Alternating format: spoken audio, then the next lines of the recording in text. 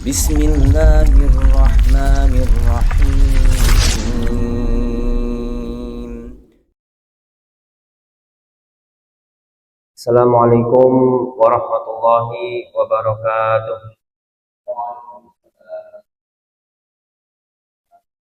Innal hamdalillah nahmaduhu wa nasta'inuhu wa nastaghfiruh wa na'udzu billahi min shururi anfusina wa min sayyiati a'malina. May yahdihillahu fala mudilla lahu wa may yudlil fala hadiyalah.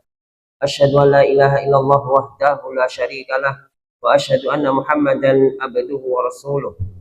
Allahumma salli ala Muhammad wa ala ali Muhammad kama shallaita ala Ibrahim wa ala ali Ibrahim innaka Hamidum Majid.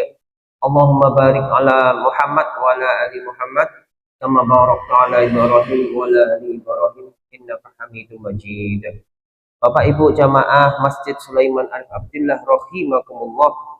Alhamdulillah pada pagi hari ini Jumat ba'da subuh Allah pertemukan kembali kita dalam keadaan negara aman ya, tidak berdesak-desaan ya, karena di luar sana sedang terjadi krisis global, krisis BBM antri. Alhamdulillah negarane kula jenengan iki aman, mboten enten antri, bahkan alhamdulillah regane mboten mundhak nggih, pangkah mawon nggih. Pangkah mawon. Termasuk nggih gas napa lancar. Alhamdulillah sehingga kita bisa menjalani hari-hari kita dengan aman, tentram, tertib insyaallah. Semoga Allah Subhanahu wa taala senantiasa menjaganya hingga kita bertemu dengan wajah Allah Subhanahu wa taala. Amin amin ya rabbal alamin. Jamaah rahimakumullah, kita melanjutkan kembali pembelajaran bersama kita berkenaan dengan kitab Tarjamah Riyadhus Shalihin, masih dalam bab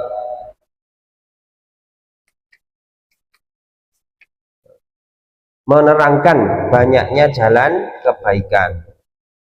Bismillahirrahmanirrahim. Dari Abu Hurairah radhiyallahu anhu, dari Nabi Shallallahu alaihi wasallam, beliau bersabda, sungguh saya telah melihat seseorang bergelimang nikmat di dalam surga karena ia telah memotong satu batang pohon dari tengah jalan yang tadinya atau batang pohon itu mengganggu kaum muslimin. Hadis riwayat Muslim. Jamaah rahimakumullah, Rasulullah Shallallahu alaihi wasallam ini ketika beliau masih hidup ya, beliau bersabda bahwasanya beliau melihat ya seseorang bergelimang nikmat di dalam surga. Niki ulang sempat bertanya-tanya waktu niku. Berarti nang surga iki ya wis berarti wis napa niku namine sudah diisi, wis diplot ngoten nggih. Oh iki mlebu surga, iki mlebu neraka ngoten nggih. Awalnya nggih ngoten. Tapi qadarullah alhamdulillah ya. Jadi yang masuk surga ya pada masa sebelum hari kiamat. Nah, ini kan belum hari kiamat nggih, belum di orang-orang yang meninggal belum dibangkitkan, kita juga belum masuk ke fase akhir zaman atau fase hari kiamat ya. Jadi yang dimaksud Rasulullah Shallallahu alaihi wasallam yang dilihat oleh beliau ya, seseorang bergelimang nikmat di dalam surga, ini ruhnya. Jadi ruhnya para nabi, ruhnya para syuhada, ruhnya para orang-orang soleh, ini yang masuk surga atau berkelana mengelilingi surga, melihat-lihat surga. Tapi tubuhnya belum dibangkitkan, nunggu nanti hari kebangkitan. Dan ini ya tidak atau bukan karena sesuatu yang besar, tapi ya ini syaratnya muslim loh nggih, muslim mukmin nggih, boten melakukan dosa besar bahasane ngoten. Ini karena beliau ya, orang yang bergelimang nikmat di dalam surga tadi memotong satu batang pohon ya yang mengganggu jalannya kaum muslimin. Jadi ada wit ambruk lah bahasane ngoten nggih. Wit ambruk malang tengah jalan nggih. Kemudian dipotong sama dia ini. Dipotong dengan tujuan agar agar jalan ini bisa terbuka lagi, agar kaum muslimin bisa berjalan dengan lancar. Misalnya yang mau ke masjid tidak terhalang, yang mau berdagang tidak terhalang dan lain sebagainya. Sehingga hari-hari ya itu menjadi lancar. Karena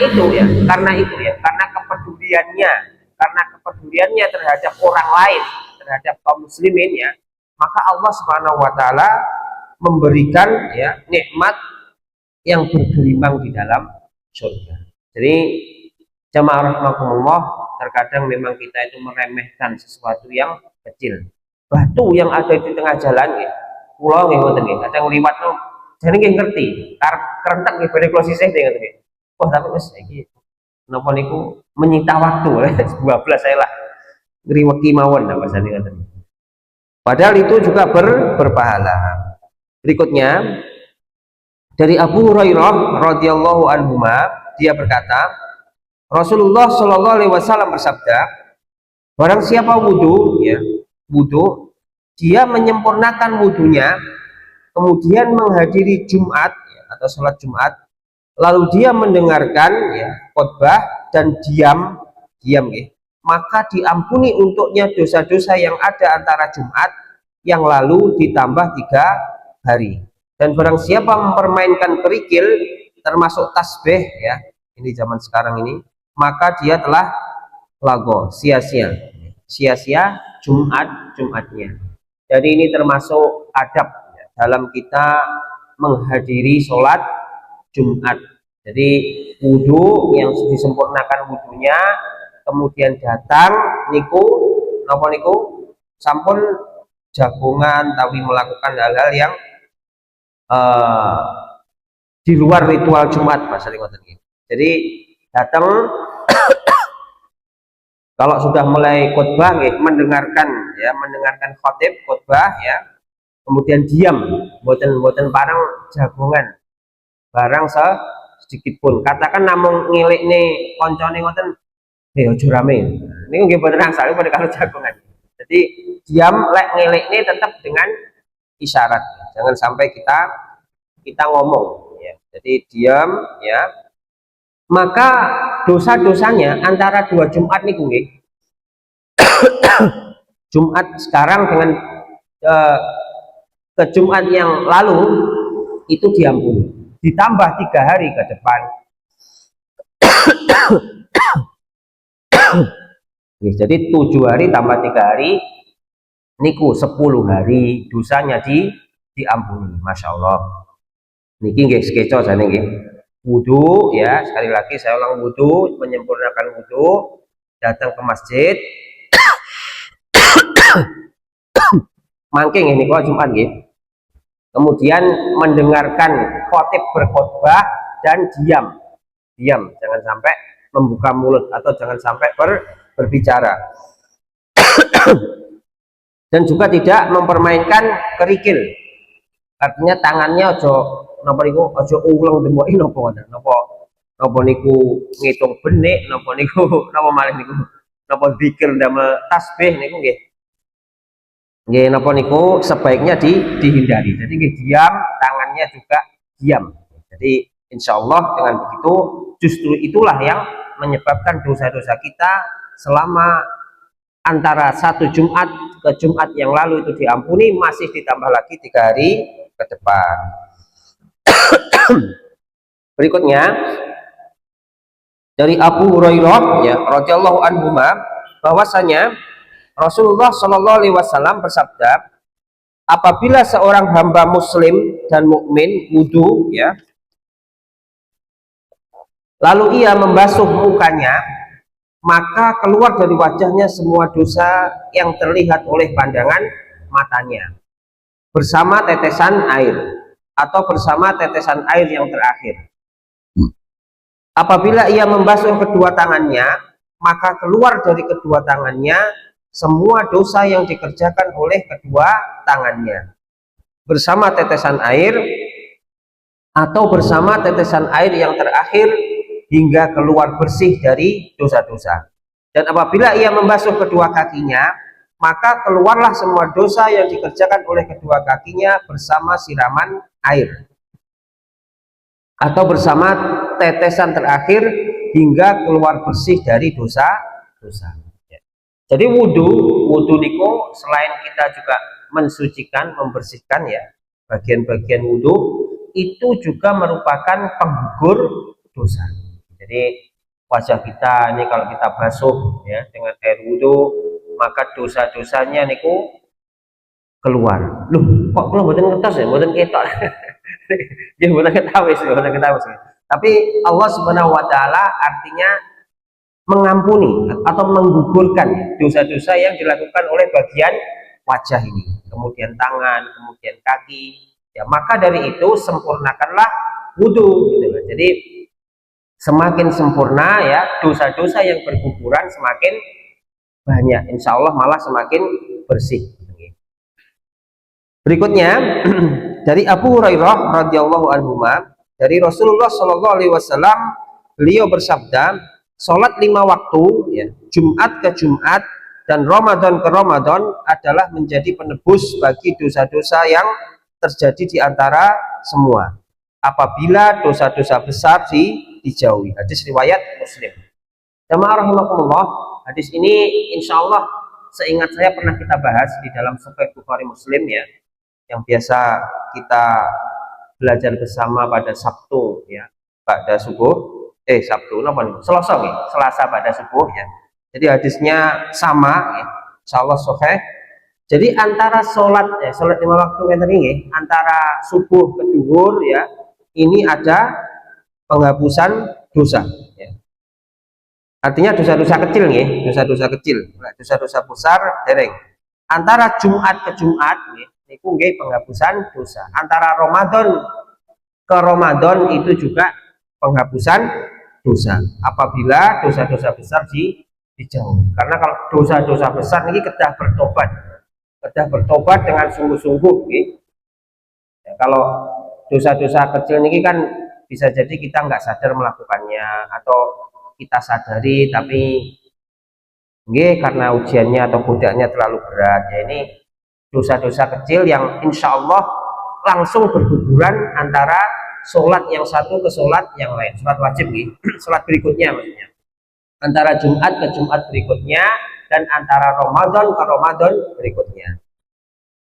Dosa besar niki yaitu yang pertama niku napa? Syirik niki masuk dosa yang paling besar.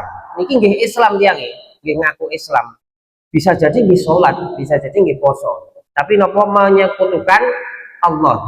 Maksudipun meyakini ada kekuatan yang lain selain selain dari Allah Subhanahu wa taala. Selain apa yang diperintahkan oleh Allah Subhanahu wa taala. Selain apa yang dimiliki oleh Allah Subhanahu wa taala. Meyakini sesuatu itu bisa menyebabkan mara bahaya kepada seseorang atau kepada suatu kaum selain daripada Allah Subhanahu wa taala. Itulah syirik.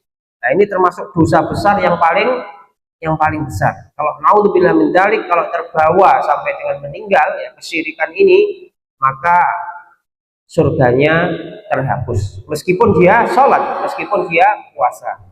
Jadi syirik ini ngatos-atos, maka dari itu semua tekliwer dari kehidupan kita ini kita gantungkan seluruhnya kepada Allah Subhanahu wa taala. Hanya kepadanya lah kami menyembah dan hanya kepada Allah lah kami memohon pertolongan. Itu yang senantiasa kita ucapkan setiap kita sholat. Dosa besar yang kedua adalah zina. Zina niki termasuk dosa besar. Nah, niki harus bertobat. Kalau belum bertobat gimana sakit? Pelakunya harus bertobat baru bisa diampuni. Zina niku melakukan hubungan badan bukan dengan wanita atau laki-laki yang sudah dihalalkan. Jadi yang sudah dihalalkan itu wanita istrinya, budak-budaknya niku halal. Wanita suaminya. Yang ketiga yang termasuk dosa besar adalah riba. Riba niku zaman saat ini bahasanya indah, bukan riba tapi bunga kembang. Riba niki termasuk dosa besar. Maka pelaku riba niki ya Allah ancam ya, Allah napa niku deklarasikan perang kepada pelaku riba. Allah dan Rasulnya deklarasikan perang kepada pelaku pelaku riba. Jadi riba ini Bapak Ibu rahimakumullah, ini napa niku tidak terpaut dengan kuantitas. Meskipun itu kecil ya, tapi kalau riba niku nggih dosa besar. Bukan berarti lek kecil oleh, lek akeh ndak oleh ngono mboten. Wah, iki kan mek 1%, lho iki kan mek 0,5%. Atau berapapun sekecil apapun, kalau itu riba ya, riba itu dosa besar. Ini semampu kita ya, kita berusaha sekuat tenaga untuk menghindari yang namanya riba. Kemudian yang keempat, ini durhaka kepada kedua orang tua. Naudzubillah min dzalik. Durhaka kepada kedua orang tua. Insyaallah mboten nggih. Jadi orang tua yang sudah melahirkan kita, yang sudah menggembleng kita sehingga kita bisa berada pada titik ini ya. Itu tidak lain tidak bukan adalah campur tangan dari tangan kedua orang tua kita. Kita ini produknya wong tua. Jadi apapun yang kita lakukan ini wong tua kena. Kita sholat nih, orang tua kita itu dapat pahalanya. Meskipun sudah meninggal, orang tua kita sudah meninggal, kita sholat, orang tua kita dapat pahalanya. Kita ngaji ya, orang tua kita yang sudah meninggal dapat pahalanya. Kita berbuat baik apapun ya, itu orang tua kita mendapat bagiannya. Kita bersedekah, orang tua kita dapat bagiannya. Meskipun paribasane tidak usah diniat nih, Mas. Paribasane iki nggih wong tuaku. Paribasane mboten usah diniatkan khusus ya, tapi apapun yang kita lakukan karena kita ini anak, kita ini produk dari kedua orang tua kita, maka orang tua kita tetap dapat bagian dari amal yang kita lakukan. Jadi wonten niku indahnya Islam niku wonten niku. Jadi niku termasuk jariah, anak yang soleh niku termasuk jariah karena pahalanya akan terus mengalir. Berikutnya dari Abu Hurairah radhiyallahu anhu, dia berkata, Rasulullah Shallallahu alaihi wasallam bersabda, maukah aku tunjukkan kepadamu hal-hal yang dengannya Allah menghapuskan dosa dan mengangkat derajat? Oh, tentu mau kan ini pasti mau nih. Mereka menjawab, tentu ya Rasulullah. Beliau bersabda, menyempurnakan wudhu di masa-masa sulit dan banyak melangkah menuju masjid dan menunggu sholat setelah sholat. Yang demikian itu adalah ribat ya. Hadis riwayat Muslim. Ribat niku sakjane lek cara artis sebenarnya ribat niku berjaga di perbatasan negara Muslim, kan pasti namanya negara itu wilayah itu punya perbatasan nih. Jadi kalau yang berjaga di perbatasan niku nggih, nah niku namanya ribat. Niku biasanya Pak tentara. Nah, pulau jenengan nggih boten Joko. Pundi kok Papua utawi teng pundi Natuna utawi teng Aceh sing rada lor niku nggih Pak tentara sing jaga. Nah niku namanya ribat, jadi berjaga. Niku pahalanya sangat besar. Pahala orang yang ribat sehari saja nih, niku pahalanya mengalir terus meskipun dia sudah mati. Karena nopo? Karena dengan dia ribat ya, itu dia sebenarnya dia menjaga ya, selain wilayah itu dia juga menjaga orang-orang Muslim yang ada di dalamnya ya, itu tetap aman, bisa beribadah dengan baik dan lain sebagainya. Jadi yang dijogoi jadi bukan hanya wilayah, tapi aktivitas orang-orang Muslim yang ada di wilayah tersebut. Di ribat ini, barang siapa berkesempatan untuk ribat, ini pahalanya sangat besar, akan mengalir terus ya seperti jariah meskipun sudah meninggal. Dan ini Rasulullah Shallallahu alaihi wasallam menunjukkan ya kepada kita yang mungkin buatan berkesempatan untuk ribat karena sanes tentara kalau dengan ini namun tiang sipil yaitu wudhu ya di masa-masa sulit.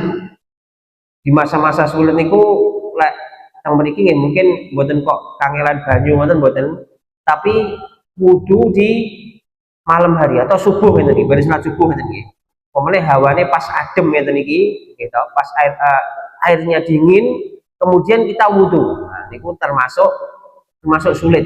Demok banyu ces kayak wudhu ping telu. Nah, ini kan kita sabar, nggih disempurnakan. Mboten kok PHD memang cipak-cipik nggih. Nah, malah mboten sempurna ngoten nggih. Itu bisa masuk kategori masa-masa sulit. Banyak melangkah menuju masjid. Niki nggih mendatangi sholat 5 waktu niku menuju masjid.